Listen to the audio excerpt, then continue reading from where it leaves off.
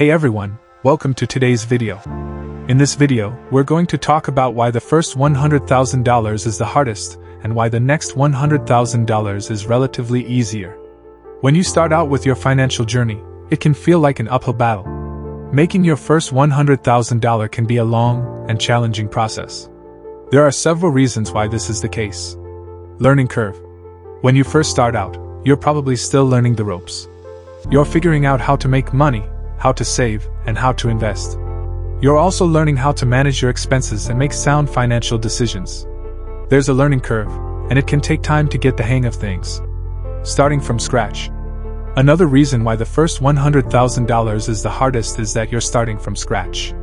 You likely have little to no assets, and you're building your wealth from the ground up. You might have student loans or other debts to pay off, and you're working hard to save as much as you can. Lack of compound interest. When you're just starting out, you have little to no money invested.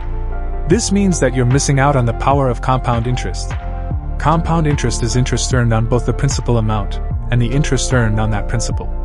The longer you have money invested, the more it compounds and grows. Now that you've made your first $100,000, things get a bit easier. Here's why. Momentum. When you've made your first $100,000, you've developed some momentum. You've learned what works and what doesn't, and you've developed some good financial habits. You've also likely built up some assets and investments that are generating income. Compound interest. Once you have some money invested, you start to benefit from the power of compound interest. Your money starts to grow at an accelerating rate, and your investments start to generate more and more income. Network effect. As you build wealth, you start to develop a network effect. This means that you have more resources and connections available to you, and you can leverage them to create more opportunities.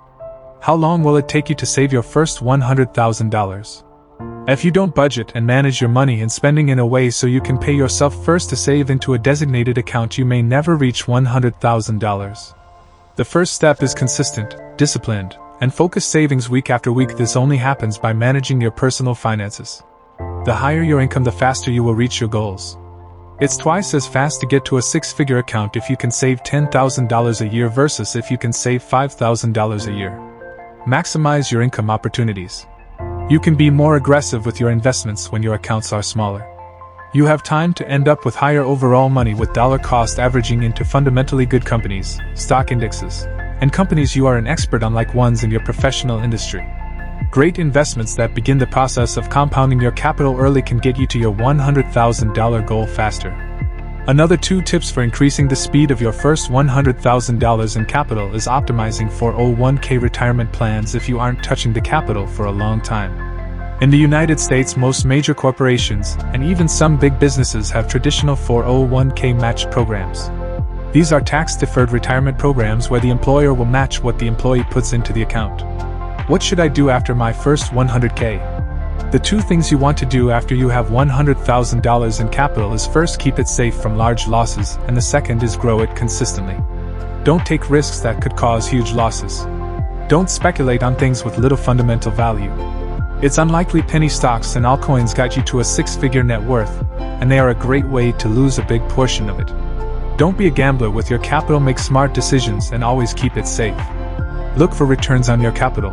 This can happen with any investment or trading strategy with a quantified profitable edge over the longer term.